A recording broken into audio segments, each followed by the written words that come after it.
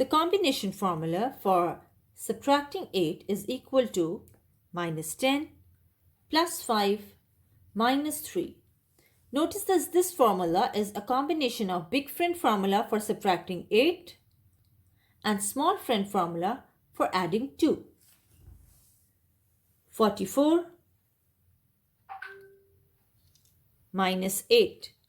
8 cannot be subtracted directly. And the big friend formula for subtracting 8 is minus 10 plus 2. That can also not be used here.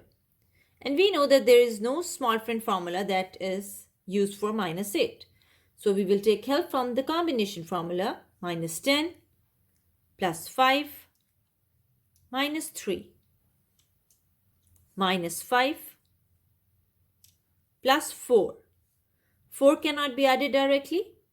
And the big friend formula for adding 4 is plus 10 minus 6. That can also not be used. So let's think of the small friend formula for adding 4 plus 5 minus 1. Answer is 35.